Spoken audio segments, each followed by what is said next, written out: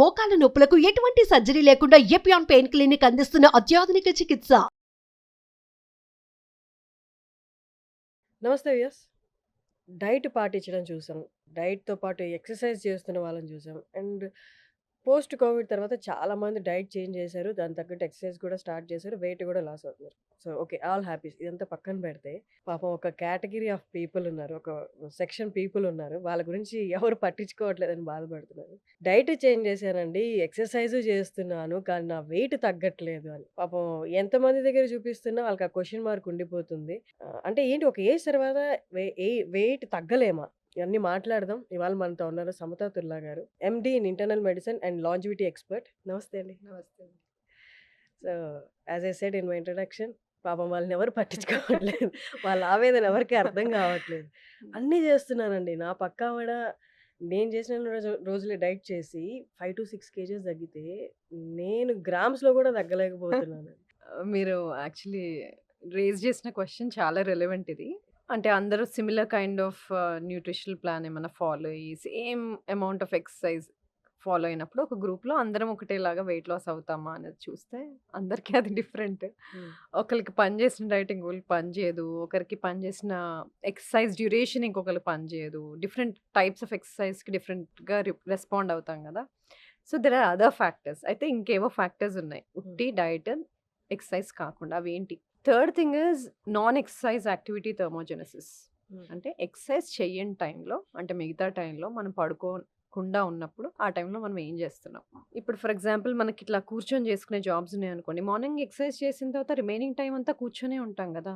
There is no calorie output. Calorie burn తర్వాత ఏం లేదు ఇంకా మార్నింగ్ చేసిన వర్కౌట్ తర్వాత. That is one factor. Maybe పక్కావిడ రెస్ట్ ఆఫ్ ద టైమ్ అంతా యాక్టివ్‌గానే ఉన్నట్టున్నారు. సో, దాన్నే ఓకే. మనం రెలెవెంట్‌గా స్టెప్ కౌంట్ ద్వారా చెప్తాం. రిమైనింగ్ టైమ్ కూర్చున్నప్పుడు ఆబ్వియస్లీ మనం నడవం కాబట్టి ఆ టైంలో స్టెప్ కౌంట్ ఉండదు. కాబట్టి minimum amount of steps at least 8500 steps per day achieve చేయాలి అంటే దానికి ఇండైరెక్ట్‌గా ఏంటి? ఎక్సర్సైజ్ చేయని టైంలో యాక్టివ్‌గా ఉండాలి. ఎక్కువసేపు కూర్చొని ఉండకూడదు అనేది. లేదు నేను నాది డెస్క్ జాబ్. నాకు దీనికి ఒక సొల్యూషన్ చెప్పండి అంటాం. సో, అట్‌లీస్ట్ 1 అవర్‌లో ఫ్యూ స్టెప్స్ అయినా నడవాలి. 1 అవర్‌లో 250 స్టెప్స్ అయినా నడవాలి. Something like that. Active minutes అనేది పెట్టుకోవాలి.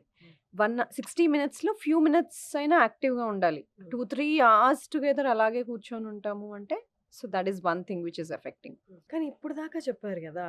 రోజులో ఒక 30 మినిట్స్ వాక్ చేస్తే సరిపోతది. బ్రిస్క్ వాక్ అయినా సరిపోతది. అంటే ఇవన్నీ మిత్తా? ఇవన్నీ వర్కౌట్ అవ్వవా?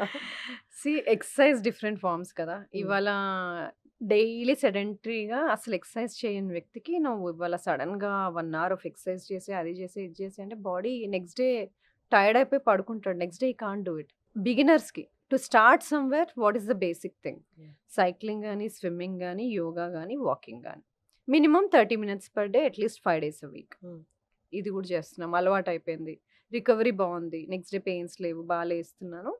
What next? లేదు 35+ ఉన్నాము, 40+ ఉన్నాము. Add strength training also. ఎందుకంటే ఇది చాలా సార్లు చెప్పాను కూడా. మనం 40 ఇయర్స్ తర్వాత every year we lose at least 1% of muscle mass. ఆ మసిల్ తగ్గుతూ ఉన్నప్పుడు ఏజ్ రిలేటెడ్ మసిల్ లాస్ వచ్చినప్పుడు ఆల్ ఏజ్ రిలేటెడ్ డిసీజెస్ వచ్చేస్తాయి. లైక్ ఆస్టియోఆర్థరైటిస్, కార్డియోవాస్కులర్ గుండె జబ్బులు, type 2 diabetes, cholesterol issues, hypertension ఇవన్నీ. So, one way of preventing or delaying it is preserve muscle mass. ఎలా preserve చేస్తావు? రెసిస్టెన్స్ ట్రైనింగ్ గాని, strength training గాని చేస్తూ. అది at least 3 days a week add చేసుకోవాలి. This is one thing.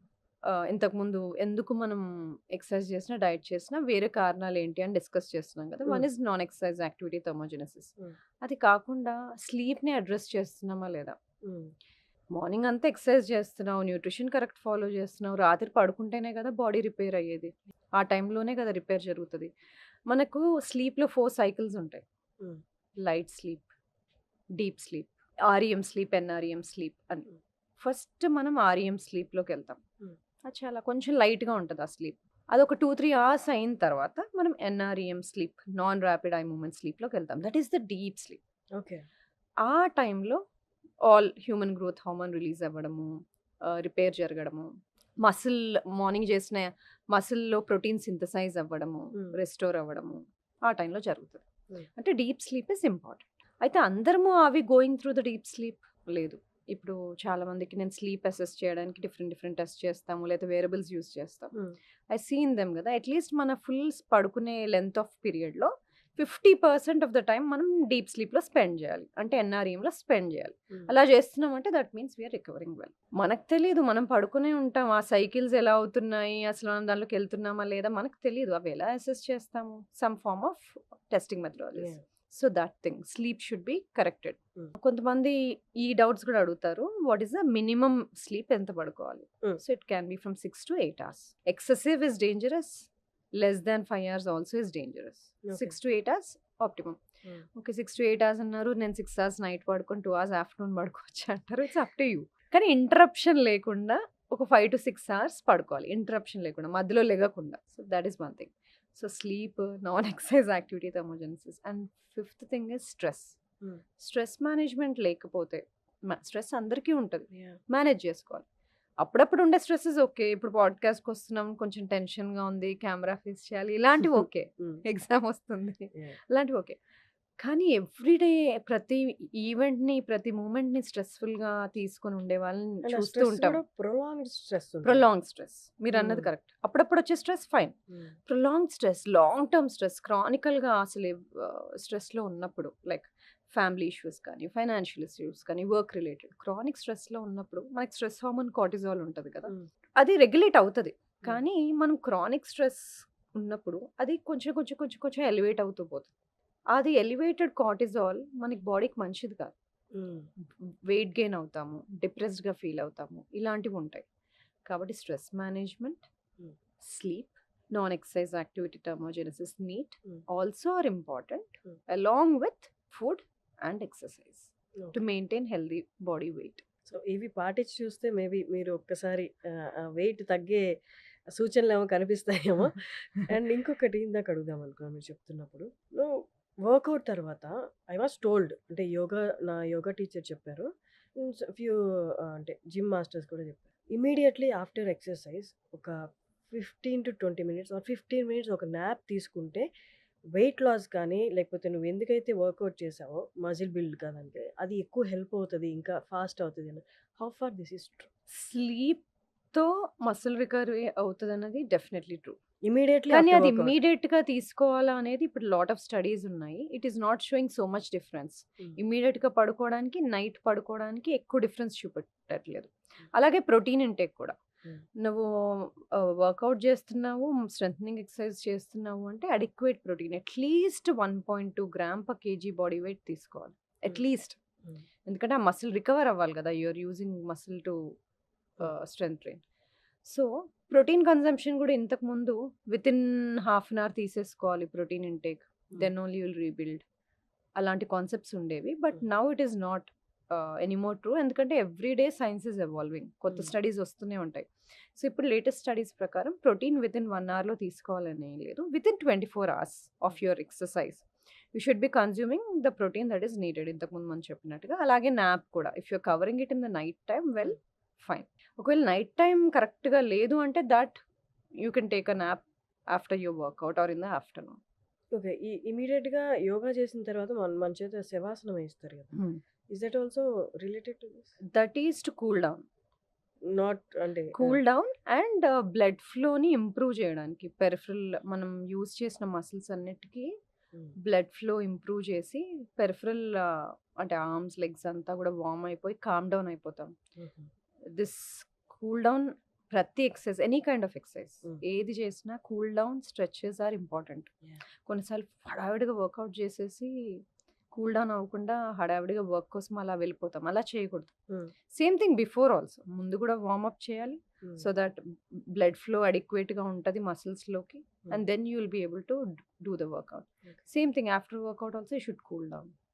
ఈ మధ్య కాలంలో రిలేషన్షిప్లో ఉన్న వాళ్ళు కానీ, వర్క్లో ఉన్న వాళ్ళు కానీ, లేదా కొన్ని professions they need it, shouting అనేది, ఎక్కువ గొడవలు పడుతూ ఉండడం అనేది, డస్ దట్, అంటే మీరు లాజివిటీ ఎక్స్పర్ట్ కాబట్టి, shouting leads to ageing, is that true? స్ట్రెస్ఫుల్గా ఉండడం డెఫినెట్లీ లీడ్స్ టు ఏజింగ్. స్ట్రెస్ని అందరూ విధాలుగా చూపెడుతుంటారు. పార్ట్నర్స్ మీద అరవడం కానీ, చిరాగ్గా ఉండడం కానీ, మూమెంట్లో ఉండకపోవడం, మైండ్ఫుల్గా లేకపోవడం, ఎప్పుడు ఇక్కడ ఉన్నప్పుడు నెక్స్ట్ ఏంటి దాని గురించి ఆలోచించడం గానీ, దాని గురించి హడావిడి పడడం గానీ, హ్మ్. ఇది సరిగ్గా కరెంట్ సినారియోలో లేకపోవడం హ్మ్. మైండ్‌ఫుల్‌గా ఇలాంటివి చూస్తుంటాం. సో, డెఫినెట్‌లీ స్ట్రెస్ హ్మ్. Leads to ageing fast. హ్మ్. ఫాస్ట్‌గా ఏజ్ అవుతాం. స్ట్రెస్‌ఫుల్‌గా ఉంటాయి డెఫినెట్‌లీ. హ్మ్. అలాగే సెడెంటరీగా ఏం ఎక్సర్సైజ్ చేయకుండా డే అంతా కూర్చొని ఉన్నా గూడా హ్మ్. ఫాస్ట్‌గా ఏజ్ అవుతాం. ఫాస్ట్‌గా ఏజ్ అవుతాము అంటే ఉట్టి స్కిన్‌లో చేంజెస్ కనబడతాయని కాదు. మన risk of developing age related diseases అన్నీ గూడా ఫాస్ట్‌గా వస్తాయి. Like hmm. టైప్ 2 డయాబెటిస్ గానీ, హైపర్‌టెన్షన్ గానీ, హార్ట్ డిసీజెస్ గానీ, న్యూరో ప్రాబ్లమ్స్ గానీ, డిమెన్షియా ఇలాంటివి గూడా when we are talking about slowing down all age related diseases is hmm. What we are thinking. Not about external features కాకుండా. With words చెప్పాలి అంటే relationship మనం మెడికల్‌గా కాకుండా హ్మ్. నార్మల్‌గా మాట్లాడుకోవాలి అనుకుంటే, ఒకళ్ళ మీద పార్ట్నర్ మీద అరిచినప్పుడు నర్వ్స్ డిస్టర్బ్ అయ్యి, అవి ఎక్సైటెడ్ స్టేట్‌లోకెళ్తాయి. నర్వ్స్ డిస్టర్బ్ అవుతాయి. అవి కూల్ డౌన్ అవ్వడానికి చాలా టైం పడతది. ఇదే కంటిన్యూస్‌గా చేయడం వల్ల, అలా అరుచుకోవడం వల్ల ఒకరి మీద ఒకరు మెంటల్ స్ట్రెస్ వల్ల ఏజింగ్ అనేది ఫాస్ట్ అవుతది. అంటే జబ్బులొస్తాయి ఇంటర్నల్‌గా అది పక్కన పెట్టేస్తే, ఫస్ట్ ఆఫ్ ఆల్ మీ స్కిన్‌లో ఏజింగ్ కనిపిస్తదండి. దీన్ని సొల్యూషన్ చెప్తే అరుచుకునే వాళ్ళు కొంచెమైనా తగ్గుతారేమో.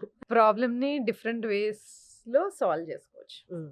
సో, అరుచుకోవడం అనేది it's somebody's way of solving a problem. కానీ is it really solving a problem? We don't know. So, అందుకని ఏంటి ప్రయారిటీస్ తెలియాలి. ప్రాబ్లమ్ సాల్వ్ అవ్వాలా? ఇప్పుడు అరిచేస్తే నాకు కోపం తగ్గుతదా? హ్మ్. అంటే ప్రయారిటీ అక్కడ కోపం తగ్గించుకోవడమా? ప్రాబ్లమ్ సాల్వ్ చేసుకోవడమా? We should prioritise. యాహ్! చాలా సార్లు ప్రయారిటీస్ పక్కన పెట్టేసి అప్పటికప్పుడు we try to gain mental satisfaction. Okay. ఇది చేసేసాను. ఇప్పుడు యాహ్! అరిచేయాలి. అరిచేసాను. That is just to satisfy somebody's ego or whatever. But doing all that first of all most of the problems don't get solved. Hmm. కానీ additional stresses కదా! The more stress you are giving it to your body it will show on everything. హ్మ్. గట్‌లో గూడా, మైండ్‌లో గూడా, on your skin, on everything. My next question. ఇంతకుముందు వరకు అందరూ పాటించేవాళ్ళు. ఎంత క్యాలరీస్ కౌంట్ చేసుకొని తీసుకోవడం, ఎంత క్యాలరీస్ బర్న్ చేస్తున్నాం అనేది ఇమ్మీడియేట్‌గా చెక్ చేసుకుంటూ ఉంటారు. అలాగే కార్బ్స్ కౌంట్ కూడా. ఇవాళ నేను ఎంత కార్బ్స్ తీసుకున్నాను. ఇవి కాకుండా ఇంకేమైనా ఫ్యాక్టర్స్ ఉంటాయా? అంటే ఇవి 2 నేను కంట్రోల్‌లో పెట్టుకున్నాను. నేను కాలిక్యులేటెడ్‌గా ఉన్నాను అన్నా కూడా వెయిట్ తగ్గట్లేదు. అంటే ఇంకేదైనా ఎక్స్‌టర్నల్ ఫ్యాక్టర్ ఇంకేదైనా అదర్ ఫ్యాక్టర్స్ ఉంటాయా? వెయిట్ మీద హ్మ్. ప్రభావం చూపించేవి? డెఫినెట్‌గా. ఇంతకుముందు క్యాలరీస్ ఇన్, క్యాలరీస్ ఔట్ అని ఉండేది గదా! అంటే మన బాడీకి కావాల్సిన ఎనర్జీ మనం ఎంతైతే ఖర్చు పెడతామో, ఖర్చు పెట్టే దానికన్నా కొంచెం తక్కువ తిని ఎక్సర్సైజ్ చేస్తే హ్మ్. వెయిట్ లాస్ అవుతాము అనేది కాన్సెప్ట్. ఓకే. అలా చేస్తున్న వాళ్ళు తగ్గుతారు కొంతమంది. కొంతమంది తగ్గరు. వై?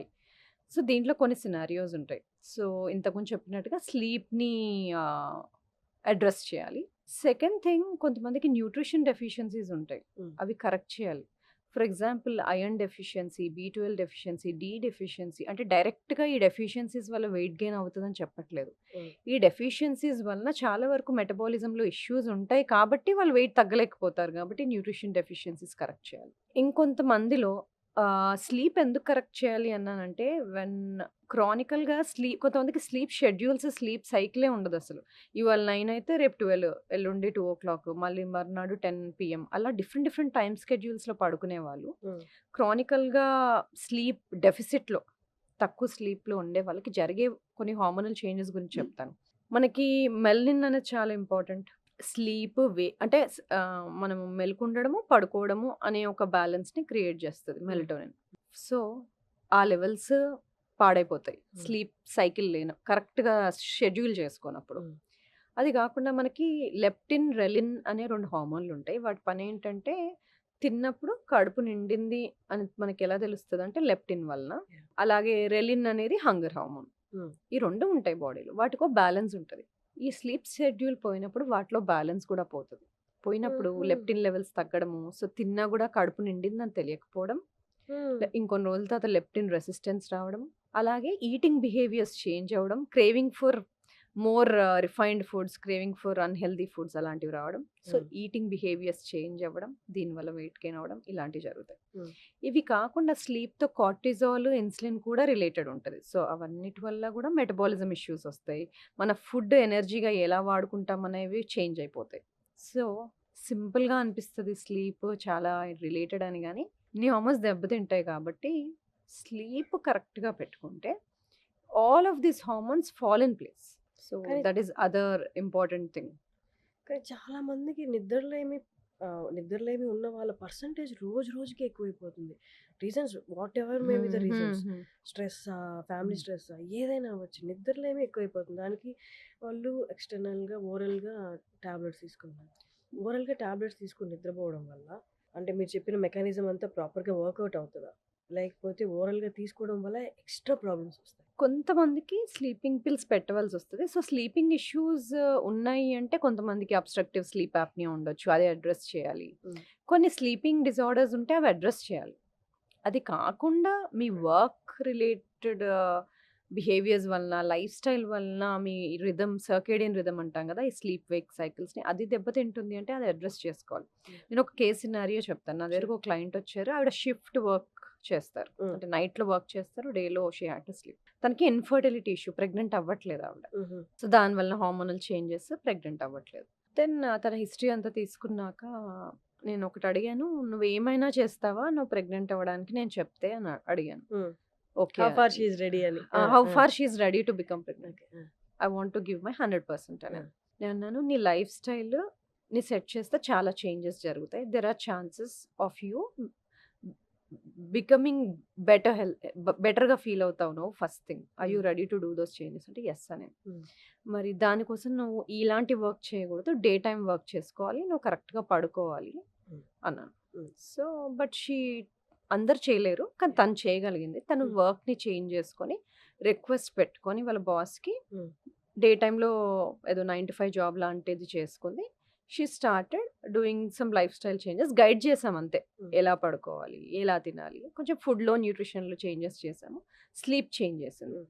అండ్ వర్క్ కూడా చేంజ్ చేసుకుంది. So, first of all self కేర్‌కి ఇంపార్టెన్స్ ఇచ్చింది. హ్మ్. దెన్ ఇవన్నీ ఫాలో అయ్యి ఆవిడ కాస్త ఓవర్ వెయిట్‌గా ఉండేవాళ్ళు. ఫస్ట్ వెయిట్ తగ్గింది ఆవిడ. తర్వాత 2-3 సైకిల్స్ తర్వాత వెయిట్ తగ్గిన తర్వాత న్యాచురల్‌గా కన్సీవ్ అయింది. హుహు. సో, ఇదొక ఎగ్జాంపుల్. అంటే హ్మ్. అందరికీ ఇలాగే జరుగుతది. అన్ని ఇన్‌ఫర్టిలిటీ కేసెస్‌కి ఇలాంటి సొల్యూషనే ఉంటది అని చెప్పట్లేదు. హ్మ్. కొంతమందికి హార్మోనల్ రెగ్యులేషన్స్‌కి they may need hormonal pills కూడా. Yeah! Depending on the case scenario. Depending on the individual. కానీ half of the problems hmm. Solve చేయొచ్చు. Hmm. If we can correct their circadian rhythm solve చేయొచ్చు. ఎందుకంటే బ్రెయిన్‌లో మనకి సూప్రాకియాస్మాటిక్ nucleus అని ఉంటది. హ్మ్. అదేంటంటే ఇన్‌చార్జ్ అనమాట. బ్రెయిన్‌లో ఒక క్లాక్ ఉంటది. మనకెలా తెలుస్తది బాడీకి డే టైమ్ లెగాలి, నైట్ టైమ్ పడుకోవాలి అనేది? ఆ క్లాక్ మన బాడీ మెకానిజమ్స్‌ని అలైన్ చేసి, ఈ టైంలో హార్మోన్స్ రిలీజ్ చేయాలి, ఈ టైంలో తక్కువ రిలీజ్ చేయాలి, హ్మ్. ఈ టైంలో వేక్‌ఫుల్‌గా ఉంచాలి, ఈ టైంలో బాడీని పడుకోబెట్టాలి అనే ఒక మెకానిజం ఉంటుంది. యాహ్! సో, ఇన్ని రోజులు మనకు బాడీ క్లాక్ ఉంటదని తెలుసు. ఇప్పుడు న్యూ రిసర్చ్ ఏంటంటే పెరిఫెరల్‌గా లివర్, పాన్‌క్రియాస్, కిడ్నీ వీటన్నిటికి కూడా వాటికి సెల్ఫ్ దేనికి దానికి క్లాక్స్ ఉంటాయి అని తెలిసింది. డైజెషన్‌కి కూడా. హ్మ్. సో, ఆ క్లాక్స్ దీని ఇన్‌ఫ్లూయెన్స్‌లో పనిచేస్తాయి. సో, నైట్ టైమ్ మనం పడుకున్నప్పుడు మన బాడీ కోర్ టెంపరేచర్ తగ్గాలి. హుహు. అది బాడీ హార్ట్ రేట్ డ్రాప్ అవ్వాలి. హ్మ్. 2 అవ్వాలి. హ్మ్. అయినప్పుడు మనం ఎక్కువ ఇంతకుముందు డిస్కస్ చేసినట్టుగా మనం ఎన్ఆర్‌ఈఎం స్లీప్‌లో, డీప్ స్లీప్‌లో బాగా స్పెండ్ చేస్తాం. ఓకే. అందుకనే food 2-3 hours before your bed time తినాలి అంటాం. హ్మ్. ఎందుకంటే హార్ట్ రేట్ తక్కువకెళ్ళిపోవాలి అంటే your digestive system should finish digestion. అన్ని ఆర్గన్స్ వాటి పనులు అవి చేసేసి రిలాక్స్ మోడ్‌లోకి వెళ్ళిపోతే బాడీ నిజంగా రిలాక్స్ మోడ్‌లోకి వెళ్తది. హ్మ్. కాబట్టి టెంపరేచర్ డ్రాప్ అవ్వాలి. హార్ట్ రేట్ డ్రాప్ అవ్వాలి. హ్మ్. సో, టెంపరేచర్ డ్రాప్ కొంతమందికి కొన్ని ఇష్యూస్ వలన డ్రాప్ అవ్వకపోవచ్చు. మన బెడ్ మ్యాట్రెస్ ఉంటది కదా! అది బాగా హీటెడ్‌గా, వార్మ్‌గా ఉండడం, రూమ్ వార్మ్‌గా ఉండడం వాటి వలన మనము కోర్ టెంపరేచర్ తగ్గదు. హుహు. సో, అవి ఇష్యూస్ సెట్ రైట్ చేసుకోవాలి. రూమ్ కూల్‌గా ఉంచుకోవడం, వెంటిలేషన్ బాగా ఆడేలాగా పెట్టుకోవడం, మ్యాట్రెస్ ఎక్కువ హీట్‌గా ఉంచకపోవడం, ఎక్కువ దుప్పట్లు కప్పేసుకొని వేడిగా పెట్టుకోకపోవడం ఇలాంటివి హ్మ్. చేసుకుంటే బాడీ అండ్ రూమ్ కోల్డ్‌గా పెట్టుకొని హ్మ్. కోర్ టెంపరేచర్ అప్పుడు తగ్గుతది. సో, ఇలాంటి సింపుల్ చేంజెస్ చేసుకుంటే చాలా డిఫరెన్స్ వస్తుంది. హ్మ్. సో, మనం ఎక్స్‌టర్నల్‌గా ఏమేం జాగ్రత్తలు తీసుకోవాలో వెయిట్ లాస్ గురించి మాట్లాడుకుందాం. మెయిన్ ఫ్యాక్టర్ ఇప్పుడు గట్ హెల్త్. అర్థం కాని వాళ్ళకి ఏంటంటే మన పొట్టలో ఉన్న బాక్టీరియా మెయింటైనింగ్. హ్మ్. అంతేనా? అలా హ్మ్. అయినా చెప్పొచ్చా? హ్మ్. సో, గట్ హెల్త్ అనేది హ్మ్. ఎలా directly affecting skin and weight loss? Okay. So, గట్‌లో మనకి బాక్టీరియా ఉంటాయి, ఫంగై ఉంటాయి, వైరసెస్ ఉంటాయి. ఇవన్నీ ఉంటాయి. వీటిని గట్ మైక్రోబయోమ్ అంటారు. హ్మ్. ఇవి సర్టెన్ లెవెల్స్‌లో ఉంటే మనకు బెనిఫిషియల్. దాని అవసరానికి మించి ఎక్కువగా ఉంటే అవి మనల్ని హార్మ్ చేస్తాయి ఎక్కువుంటాయి. ఆ ఇంబాలెన్స్‌లోకి వెళ్ళినప్పుడు మనం ఈ వర్డ్ యూజ్ చేస్తాం. గట్ డిస్బయోసిస్ అని. అయితే బ్యాలెన్స్‌లో ఉన్నప్పుడు గట్ మైక్రోబయోమ్ అది మనకి ఏం చేస్తది? డైజెషన్‌కి హెల్ప్ చేస్తది. ఫుడ్ తినగానే అదంతట అది ఊరికే ఎంజైమ్స్ వల్ల, స్టమక్ వల్ల డైజెస్ట్ అవ్వట్లే. గట్ హ్మ్. బ్యాక్టీరియా హెల్తీగా ఉంటే డైజెస్ట్ అవుతుంది. తిన్న ఫుడ్‌లో నుండి ఎనర్జీని తీసి పెడతది మనకి. తినే ఫుడ్‌లో నుండి మనకి షార్ట్ చైన్ ఫ్యాటీ యాసిడ్స్ అని తయారు చేసి పెడతది. మనకి న్యూట్రియంట్స్ కొన్ని అబ్జార్బ్ చేసి పెడతది.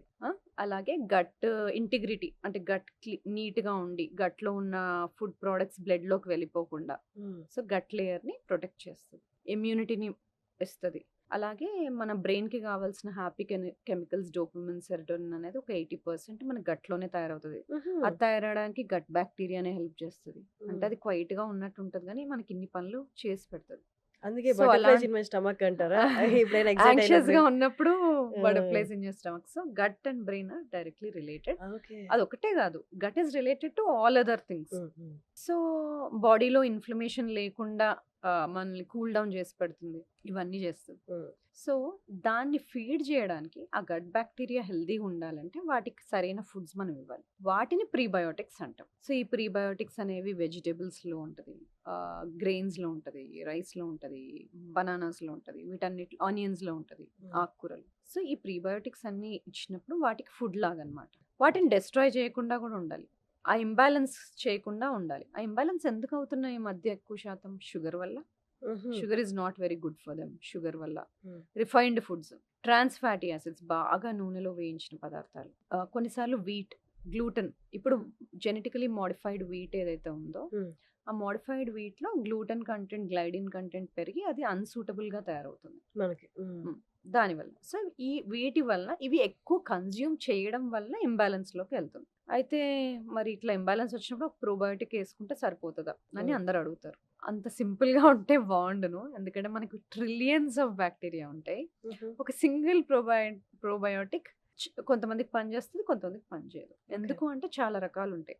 దానిలో కామన్‌గా ఇంపార్టెంట్‌గా ఒక 4, 5 చెప్తాను. లాక్టోబాసిల్లస్ అంటాం. హ్మ్. అది చాలా వరకు మనకి ఇబ్బందులున్నప్పుడు, గట్ ఇష్యూస్ ఉన్నప్పుడు మనం వేసుకుంటాం. హ్మ్. సో, వెంటనే అది ఇమ్యూనిటీ ప్రొవైడ్ చేస్తది. గట్ ఇంటిగ్రిటీ అన్నాం కదా! గట్ లేయర్‌ని ప్రొటెక్ట్ చేస్తది. హ్మ్. అలాగే బైఫిడోబాక్టీరియం అంటాం. తినే ఫుడ్‌లో నుండి ఎనర్జీ ఎక్స్ట్రాక్ట్ చేస్తది బ్యాక్టీరియాయిడ్స్ అంటాం. అవి మనం తినే ఫుడ్‌లో నుండి షార్ట్ చైన్ ఫ్యాటీ యాసిడ్స్ ఇంతకుముందు చెప్పాను కదా! అవి హ్మ్. తయారు చేస్తది. వాటి పనేంటి? బాడీలో ఇన్‌ఫ్లమేషన్ తక్కువ చేసి, కామ్ డౌన్ చేసి, మన బ్లడ్ వెసెల్స్‌ని హెల్తీగా పెడతది. ఓకే. అది. ఇంకోటి యాకర్మెన్సియా అంటాం. యాకర్మెన్సియా ఏం చేస్తది? మన మెటబాలిజంని, మన గ్లూకోజ్ రెగ్యులేషన్‌ని బ్యాలెన్స్ చేస్తది. ఇంకోటి ఫికాలిబాక్టీరియం ప్రాట్స్నిట్జే అంటాం. హ్మ్. అది కూడా మన ఫ్యాట్ మెటబాలిజంని కరెక్ట్‌గా పెడతది. గట్ ఎపిథీలియంని హెల్తీగా ఉంచుతది. ఇలా నేను కొన్నే చెప్పాను. అలా చాలా ఉంటాయి. సో, ఈ 4, 5 థింగ్స్‌కి 4, 5 డిఫరెంట్ థింగ్స్ చెప్పాను కాబట్టి అందరికి ఒకటే రకమైన ప్రోబయోటిక్ సూట్ అవ్వకపోవచ్చు. హ్మ్. సో, గట్‌ని రీసెట్ చేయాలి అంటే సింపుల్‌గా ఒక పిల్లేసుకుంటే సరిపోదు. దానికి కావాల్సిన ఫుడ్ ఇవ్వాలి. అవసరం లేని ఫుడ్ తీసేయాలి. గట్ హీల్ అవ్వటానికి కావాల్సిన వేరే న్యూట్రాస్యూటికల్స్ కానీ అది ఇవ్వాలి. వాటికి కావాల్సిన ఎన్వైర్న్‌మెంట్‌ని ప్రొవైడ్ చేయాలి. సో, ఇవి చేసినప్పుడు మనం గట్‌ని రీబాలన్స్ చేసుకోవచ్చు. గట్ హెల్తీగా లేదు అనడానికి నేను విన్నది but you tell me how far this gut ప్రాపర్‌గా లేదు. గట్ హెల్త్ ప్రాపర్‌గా లేదనడానికి మెయిన్ మెడపాటు నల్లగైపోద్ది. చీక్స్ నల్లగైపోతాయి. ఫోర్‌హెడ్ నల్లగైపోద్ది అంట. Is that true? గట్ హెల్తే రిఫ్లెక్టింగ్ ఆల్ దిస్? కొన్నిసార్లు అకాంతోసిస్ నిగ్రిసెన్స్ అంటాం. అది నెక్ చుట్టూతా నల్లగా వస్తది. అది ఇన్సులిన్ రెసిస్టెన్స్ ఉండే వాళ్ళకి, లేదా షుగర్ బార్డర్ లైన్ ఉండే వాళ్ళకి. హుహు. గట్ ఇష్యూస్‌తో మీరు చెప్పింది ఒకటి కరెక్ట్. స్కిన్ ఇష్యూస్ ఎక్కువ చూస్తాం. హుహు. హ్మ్. స్కిన్ పిగ్మెంటేషన్స్, కొన్నిసార్లు ఎగ్జిమా హ్మ్. ఇలాంటివి ఎక్కువ చూస్తూ ఉంటాం. సో, డెఫినెట్‌లీ స్కిన్ ఇష్యూస్ చూస్తాం. ఇంకా డైజెస్టివ్ ఇష్యూస్ అయితే చాలా చూస్తాం. బ్లోటింగ్, ఇండైజెషన్, తిన్న వెంటనే మోషన్‌కెళ్ళిపోవాలనిపించడం హ్మ్. ఇలాంటివన్నీ. ఇది కాకుండా కొన్నిసార్లు జాయింట్ ఇష్యూస్ కూడా చూస్తాం. కొన్నిసార్లు హ్మ్. స్టిఫ్‌నెస్ అనిపించడం జాయింట్స్‌లో ఇలాంటివి. మూడ్ డిస్టర్బెన్సెస్, యాంగ్జైటీగా, డిప్రెస్డ్‌గా అనిపించడం. నేను డిప్రెషన్ గురించి చెప్పట్లేదు. డిప్రెస్డ్ మూడ్ గురించి చెప్తున్నాను. హ్మ్. అలా అనిపించడం. మూడ్ డిస్టర్బెన్సెస్ ఇలాంటివి కూడా ఉంటాయి. హ్మ్. సో, గట్ హెల్త్ బాలేదని చెప్పడానికి ఇలా వేరే వేరే సింప్టమ్స్ ఉండొచ్చు. అండ్ ఇంకొకటి మెయిన్ అపోహ ఏంటి అంటే గట్ హెల్త్ అనేది లావుగా ఉన్న వాళ్ళకి బాగుండదు. సన్నగా ఉన్న వాళ్ళకి, నాజూగ్గా ఉన్న వాళ్ళకి గట్ హెల్త్ బానే ఉంటది అన్నది అంటే ఆ! మెయిన్‌లీ ఫుడ్ తీసుకొని ఇంబాలెన్స్ అవ్వడం వల్ల బ్యాక్టీరియా వాళ్ళకే వస్తది అనుకుంటారు. హ్మ్. ఇది ట్రూనా? కాదు. సన్నగా ఉన్నవాళ్ళు హెల్తీగా ఉన్నారని ఎలా చెప్తాం? కాబట్టి సన్నగా ఉంటే హెల్తీగా ఉన్నట్టేం కాదు. సన్నగా ఉన్నారంటే స్కిన్ కింద కొవ్వు లేదని. సబ్‌క్యూటేనియస్ ఫ్యాట్ తక్కువగా ఉందని. అంతేగాని విసరల్ ఫ్యాట్ తక్కువుందని కాదు. విసరల్ ఫ్యాట్ కనిపియదు కదా సన్నగా ఉంటే. అది లోపల పొట్టలో మన లివర్ చుట్టూ, ఆర్గన్స్ చుట్టూ ఉంటది. సో, సన్నగా ఉన్నా, లావుగా ఉన్నా విసరల్ ఫ్యాట్ ఉంటే అది హెల్తీ కాదు. ఓకే. సో, సన్నగా ఉండి అన్‌హెల్తీ ఉండొచ్చు. హ్మ్. లావుగా ఉండి హెల్తీ. హెల్తీ గూడా ఉండొచ్చు. ఓకే. మేబీ లావుగా ఉన్న వాళ్ళకి స్కిన్ కింద సబ్‌క్యూటేనియస్ ఫ్యాటే ఉండుండొచ్చు. వాళ్ళకి విసరల్ ఫ్యాట్ తక్కువ ఉండుండొచ్చు. సో, హుహు. విసరల్ ఫ్యాట్‌ని ఎలా అసెస్ చేస్తాం? మెజర్‌మెంట్స్ చేసుకోవచ్చు, స్కాన్స్ చేసుకోవచ్చు, ఇమేజింగ్ చేసుకోవచ్చు. మెజర్‌మెంట్ చేసుకుంటే వేస్ట్ టు హిప్ రేషియో అంటాం. హ్మ్. నడుము భాగం, తుంటి భాగం మెజర్ చేసినప్పుడు మెన్‌లో అయితే లెస్ థాన్ 0.9, విమెన్‌లో అయితే లెస్ థాన్ 0.85 ఉంది. అంటే ఇండైరెక్ట్‌గా చెప్పడం సుమారు. లేదు పక్కాగా తెలియాలి అంటే మనకు డెక్సా స్కాన్ ఇలాంటివి చేసినప్పుడు ఫ్యాట్ మాస్ ఎంతుంది బాడీలో, విసరల్ ఫ్యాట్ ఎంతుంది, మజిల్ మాస్ ఎంతుంది తెలుస్తది. సన్నగా ఉన్నాను గదా! అని చెప్పి ఫ్యాట్ కంటెంట్ ఎక్కువ తినేసి నేను లావు అవ్వాలి అనుకోవాల్సిన అవసరం లేదు. లేదు. వాళ్ళకి గ్యారంటీ లేదు. వీళ్ళకి గ్యారంటీ లేదు. ఇప్పుడు టాక్సిన్స్ అని వింటుంటాం. టాక్సిన్స్ వల్ల మన హెల్త్ పాడవుతుందా? వెయిట్ గెయిన్ అవుతామా? ఎన్వైర్మెంటల్ టాక్సిన్స్ తోటి. ఎన్వైరన్మెంటల్ టాక్సిన్స్ ఫస్ట్ బాడీలోకి ఎలా వస్తాయి? హ్మ్. ఒకటి మనం పీల్చే గాలి ద్వారా రావచ్చు. లేదంటే మనం తీసుకునే ఫుడ్, వాటర్ కంటామినేట్ అయితే రావచ్చు. లేదంటే మనం తీసుకునే వెజిటబుల్స్‌లో సాయిల్ కంటామినేట్ అయినా రావచ్చు. లేకపోతే మనం స్కిన్‌కి, తలకి, జుట్టుకి పెట్టుకునే వాటి డై. వల్ల ఒంట్లోకి రావచ్చు. ఓకే. సో, వీటిలో కొన్ని నేమ్స్ చెప్తాను చాలా ఉంటాయి. సల్ఫేట్, పారాబెన్స్, సల్ఫేట్ అంటే చాలా వరకు థాలేట్, షాంపూల్లో ఆ! ఉంటుంది గదా! అది థాలేట్. అందుకే ఈ మధ్య కొన్ని షాంపూస్‌లో this is sulphate sulphate free free అని. Shampoo, this plastic is paraben free hmm. అని ఎందుకు చూస్తాము? అంటే ఆ టాక్సిక్ కంటెంట్ మా ప్రొడక్ట్‌లో తక్కువుంది అని చెప్పడం. సో, ఇలాంటివి అసలు ఎందుకు టాక్సిక్ బాడీలోకెళ్ళి ఏం చేస్తాయి? అంటే హార్మోనల్ బ్యాలెన్స్‌ని ఎఫెక్ట్ చేస్తాయి. కొన్నేమో ఎండోక్రైన్ డిస్రప్టింగ్ కెమికల్స్ అంటాము. అవి హార్మోన్ లాగా పనిచేసి బాడీలో హార్మోన్స్‌ని రెగ్యులేషన్‌కి డిస్టర్బ్ చేస్తాయి. హుహు. కొన్నిసార్లు హార్మోన్స్ కూర్చునే రిసెప్టార్స్ పైన ఈ ప్రొడక్ట్స్ ఎళ్లి కూర్చుంటాయి. ఓహ్ గాడ్! సో, హార్మోన్స్‌ని పని చేయకుండా ఆపడము. లేకపోతే బట్ హౌ హార్మోన్స్ ఇదంతా లాగా బిహేవ్ ఎక్స్‌టర్నల్‌గా గదా! చేయడం. షాంపూ అనేది ఎక్స్‌టర్నల్‌గా అప్లై అబ్జార్బ్ చేస్తాం. అవుతది కదా స్కిన్‌లో నుండి. When you are okay. Applying on the skin products, makeup products. హుహు. అందుకని కుదిరినంత వరకు organic vegetables, organic foods, makeup, cosmetics ఆర్గానిక్‌గా ఉండడము. ఈ పారాబెన్ ఫ్రీ, సల్ఫేట్ ఫ్రీ, అలాగే ట్రైక్లోసాన్ అంటాము. ఇలాంటివి లేకుండా ప్రొడక్ట్స్ యూజ్ చేసుకోవడం బెటర్. బట్ ఇంతకు ముందు రోజుల్లో ఇవన్నీ ఉండేవి కాదు కదా! హ్మ్. ఇప్పుడు the amount of toxic products మన చుట్టూ పెరిగిపోయాయి. చాలా మంది అనుకునేదేంటంటే షాంపూ జస్ట్ ఎంత ఒక 2 మినిట్స్ నా తల మీద ఉంటది. నీళ్ళు పోసుకుంటాను ఎళ్ళిపోతది. హ్మ్. ఆ సల్ఫేట్ నన్నే ఎఫెక్ట్ చేస్తది అనుకుంటారు గదా! So, it's no observes. It will disrupt hormones ఇవన్నీ కూడా. అండ్ అది ఎలా వెయిట్ గెయిన్‌కి దారి తీస్తది? సో, ఒక ఎగ్జాంపుల్ చెప్తాను. ఇప్పుడు పారాబెన్స్ గాని, థాలెట్స్ గాని ఇవి ఉంటాయి కదా! ఇవి హార్మోన్ రిసెప్టార్స్ పైన గాని యాక్ట్ చేయడం గాని, లేకపోతే రెగ్యులర్ హార్మోన్స్ లాగా కనిపించడం గాని, అలా చేసి రెగ్యులర్‌గా మన హార్మోన్స్ పనిచేయడం అనేది బ్యాలెన్స్ పోతది. హుహు. అది పోవడం వల్ల మనకి హార్మోన్స్ మెటబోలైజ్ అవుతాయి. అంటే బాడీలో నుండి ఎలిమినేట్ అవ్వడానికి వాటికి ఒక వే ఉంటది. హ్మ్. లివర్ నుండి ఎలిమినేట్ అవ్వడం గాని, డీటాక్సిఫై అవ్వడం గాని అలా జరుగుతది. సో, ఈ టాక్సిన్స్ ఏం చేస్తాయి? ఆ మెటబాలిజంని ఎఫెక్ట్ చేస్తాయి. హ్మ్. సో, అవి ఆ హార్మోన్స్ మెటబోలైజ్ అవ్వకపోవడము, అన్నెసెసరీగా వేరే ఫార్మ్‌లో ఉండడము. సో, ఈస్ట్రోజన్‌లో E1, E2, E3 అని 3 రకాలుంటాయి. E3 least dangerous. హ్మ్. 3 ఒక బ్యాలెన్స్‌లో ఉంటాయి. E2 చాలా ఎక్సెస్ అయిపోతే మనకి కొన్ని ప్రాబ్లమ్స్ వస్తాయి. అన్నెసెసరీ ప్లేసెస్‌లో ఎక్కువ ఫ్యాట్ డిపాజిట్ అవ్వడము, కొవ్వు డిపాజిట్ అవ్వడము, లేదా బ్రెస్ట్‌లో సిస్టులు రావడము. హ్మ్. ఇలాంటివి. సో, ఈ మెటబాలిజం దెబ్బతింటుంది కదా! ఈ టాక్సిన్స్ వలన. సో, దానివల్ల నార్మల్ హార్మోన్ లెవెల్స్ ఎఫెక్ట్ అవుతాయి. హ్మ్. నార్మల్‌గా హార్మోన్స్ ఎలిమినేట్ అయ్యే విధంగా ఎలిమినేట్ అవ్వవు. అన్నెసెసరీగా ఎక్కువ అక్యుములేట్ అయిపోతాయి. సో, ఈ ప్రాబ్లమ్స్ అన్నీ ఫేస్ చేస్తాం.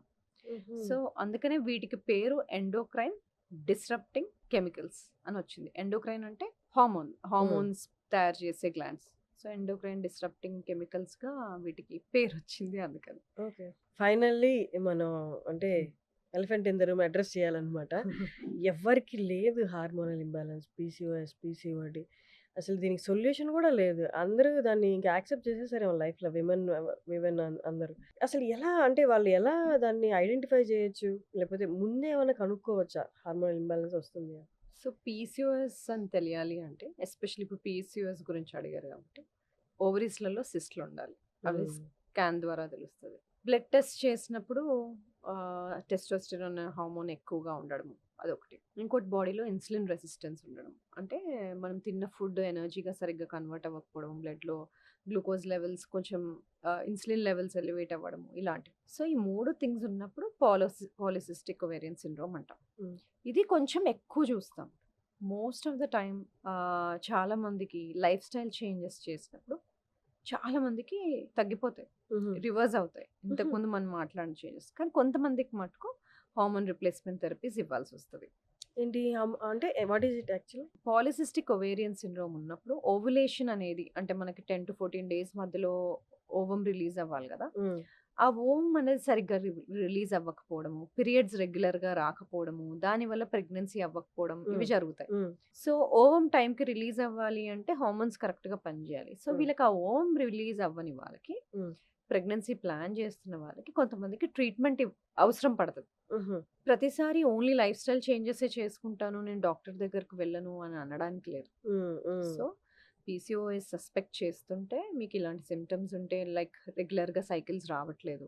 లేదు ప్రెగ్నెన్సీ ట్రై చేస్తున్నారు గానీ అవ్వట్లేదు. ఇలాంటివి ఏవైనా ఉన్నప్పుడు మీ గైనకాలజిస్ట్‌ని, ఎండోక్రైనాలజిస్ట్‌ని హ్మ్. కలవడం చాలా ఇంపార్టెంట్. మొత్తం లైఫ్ స్టైల్ చేంజెస్‌తోనే అన్ని ప్రాబ్లమ్స్‌కి సొల్యూషన్ వస్తదని ఉండదు. 50% of the time situation improve అవుతది. యాహ్! కానీ అడిషనల్ కొంచెం పర్సెంటేజ్ ఏదైతే హెల్ప్ కావాలో, ఎక్స్‌టర్నల్‌గా థెరపీస్ తీసుకోవాలో అవి తీసుకోవాల్సొస్తది. న్యూట్రిజెనోమిక్స్ అంటే ఏంటి? ఈ రోల్ ఏంటి విమెన్ హెల్త్‌లో? న్యూట్రిజెనోమిక్స్ అంటే మన డీఎన్ఏ అనలైజ్ చేసినప్పుడు అది మన ఫుడ్ ఎలా ఇన్‌ఫ్లుయెన్స్ చేస్తుంది? మన బాడీలో ఎంజైమ్స్ సఫిషియెంట్‌గా ఉన్నాయా లేదా? మనకు పర్టిక్యులర్ న్యూట్రియంట్ డెఫిషియన్సీస్‌కి మనం ఏమైనా ఎక్కువ రిస్క్‌లో ఉన్నామా? హుహు. ఎక్కువ డిసీజ్ రిస్క్ ఏమైనా ఉందా? ఎటువంటి మెడిసిన్స్ ఎక్కువగా పనిచేస్తాయి? ఇవన్నీ తెలుస్తాయన్నమాట. ఫర్ ఎగ్జాంపుల్ కొంతమందికి కొన్ని ఎంజైమ్స్ కరెక్ట్ అడిక్వేట్ లెవెల్స్‌లో ప్రొడ్యూస్ అవ్వవు. హ్మ్. Because of the gene modification వల్ల. హుహు. ఎస్ఎన్‌పి అనే వర్డ్ ఒకటి యూజ్ చేస్తాం. న్యూక్లియోటైడ్ పాలిమార్ఫిజం అని. Single nucleotide polymorphism. అంటే జీన్స్‌లో కొన్ని తరహా మార్పులు జరిగినప్పుడు ఎంజైమ్ ఉండాల్సినంత లెవెల్‌లో లేకపోవడం, ఇన్‌సఫిషియెంట్ లెవెల్స్‌లో ఉండడము, డిక్రీజ్ లెవెల్స్‌లో ఉండడం ద్వారా కొన్ని న్యూట్రియంట్స్ కరెక్ట్‌గా ప్రొడ్యూస్ అవ్వవు. కొన్ని న్యూట్రియంట్స్ లెవెల్స్ కరెక్ట్‌గా ఉండవు. సో, హ్మ్. అలాంటి వాటికి కొంచెం న్యూట్రిషన్ ఫుడ్ ద్వారా గానీ, సప్లిమెంట్ ద్వారా గానీ వాళ్ళకి స్పెషల్‌గా ఎక్కువ కాలం ఇవ్వాల్సుంటది. ఓకే. సో, ఇలాంటి ఒక డిఫరెన్స్ జెనెటిక్‌గా తెలుసుకోవడం మనం న్యూట్రిజెనోమిక్స్ అంటాం. అంటే okay. Effect of jeans on food and okay. Effect of food on jeans. So, ఇది విమెన్‌లోనే కాదు మెన్‌లో కూడా ఈక్వల్లీ ఇంపార్టెంట్. హుహు. సో, ఇప్పుడు కొంతమందికి చూస్తే బయోటిన్ ప్రొడ్యూస్ అయ్యే ఎంజైమ్స్ కొంతమందికి తక్కువగా ఉంటాయి. సో, వాళ్ళకి బయోటిన్ ఎక్కువగా ఉండే ఫుడ్స్ హ్మ్. లేకపోతే కొన్నిసార్లు సప్లిమెంట్స్ ఇవ్వాల్సుంటది. హుహు. So, this is one example. హ్మ్. సో, అలాగా న్యూట్రియంట్స్ మన బాడీలో తక్కువగా ఉంటున్నాయి అంటే వాటికి జెనెటిక్ కాజ్ ఏమైనా ఉందా? హ్మ్. జెనెటికల్లీ డీఎన్ఏలో చేంజెస్ ఏమైనా ఉండి అవి కరెక్ట్ తరహాలో యాక్టివేట్ అవ్వట్లేదా? ప్రొడ్యూస్ అవ్వట్లేదా? అనేది తెలిసినప్పుడు మనం వాళ్ళకి గైడెడ్ న్యూట్రిషన్ ఇవ్వగలుగుతాం. హ్మ్. దీన్ని న్యూట్రిజెనోమిక్స్ అంటాం. ఈ మధ్య రీసెంట్‌గా చాలామంది సెలబ్రిటీస్ దీన్ని ఆప్ట్ చేసుకోవడం చూసాను. మీరు చెప్పండి హౌ ఫార్ అంటే ఇది అందరికి సూటబుల్ కాదని. డైరెక్ట్ న్యూట్రి సప్లిమెంట్సా? లేకపోతే వైటమిన్ సప్లిమెంట్స్ డైరెక్ట్ ఆహ్, అదే సెలైన్ లాగా ఐవీలో ఎక్కిచ్చేసి ఎక్కిచ్చేసుకోవడం. ఆ! అది అందరికి సూటబుల్లా? Is that safe? IV nutrition ఇస్తున్నప్పుడు వాళ్ళకి డెఫిషియన్సీస్ ఏమైనా ఉన్నాయా? అవి తెలుసుకోవడం ఇంపార్టెంట్. ఇంకోటి ఏంటి? What is the goal? హ్మ్. ఎందుకు తీసుకుంటున్నారు? To improve certain things. So, goal ఏంటి? న్యూట్రిషన్ మీకు ఇంబాలెన్స్డ్‌గా ఉందా? హ్మ్. Are you are unable to get that to oral vitamins. కొన్నిసార్లు డెఫిషియన్సీస్ ఉన్నప్పుడు ఓరల్ వైటమిన్స్ సూటబుల్‌గా లేదు, గట్ హెల్త్ సరిగ్గా లేదు, అబ్జార్ప్షన్ సరిగ్గా లేదు, లేకపోతే చాలా డెఫిషియెంట్‌గా ఉంది, ఇమ్మీడియేట్‌గా కరెక్ట్ అయిపోవాలి, చాలా టైం దీని మీద వేస్ట్ చేసుకోవడానికి లేదు. ఇలాంటి డిఫరెంట్ ఫ్యాక్టర్స్ మీద ఓకే. ఐవీ న్యూట్రిషన్ ఇవ్వాల్సి ఉంటది. ఐవీ న్యూట్రిషన్‌లో చాలా న్యూట్రియంట్స్ ఉంటాయి, మినరల్స్ ఉంటాయి. Depending on the need, what is the need అన్న దాన్ని బట్టి మనం ఆ పర్టిక్యులర్ వైటమిన్స్ ఆర్ న్యూట్రియంట్స్ చూస్ చేస్తాం. ఓకే. సో, అందరికీ ఒకటే సూటబుల్లా అంటే మే నాట్ బి. హ్మ్. సో, కొంచెం చేంజెస్ చేసుకోవాల్సి ఉంటది. సో, ఏదైనా దాని డాక్టర్‌నైతే కన్సల్ట్ చేసి తీసుకోవాలి. నార్మల్‌గా చాలా చోట్ల చూసేస్తున్నాం. అంటే డాక్టర్స్ ద్వారా కాకుండా హ్మ్. సప్లిమెంట్స్ పెట్టేయడం. హ్మ్. మేబీ దే షుడ్ గో కదా! దానివల్ల డాక్టర్‌ని ఎఫెక్ట్స్ కలిసి అసలు హ్మ్. కాజ్ ఏంటి? ప్రాబ్లమ్ ఏంటి? టెస్ట్ చేసుకొని, చూసుకొని దెన్ తీసుకుంటే సేఫ్. దానివల్ల మళ్ళీ ఇంకా ఏ ఎఫెక్ట్స్ ఆ! రాకుండా side effects. It's great talking to Samata garu. Thank you. Thank you thank you so Harshini. Much. Thank you. It's అంటే ఎప్పుడు మాట్లాడినా మీతో కొన్ని మీరు చెప్తుంటే ఐ ఓపెనింగ్‌లా ఉంటాయన్నమాట. చిన్న చిన్న జాగ్రత్తలే. బట్ హ్మ్. మన వ్యూయర్స్ కూడా లాస్ట్ టైమ్ లాగా ఇప్పుడు కూడా చూసి పాటిస్తే నో ఫస్ట్ హెల్త్ సరిగ్గా ఉంటే అదే రిచ్ అన్నట్టు కదా! హ్మ్. Thank you so much for coming again. Thank you. Thank you. Thank you.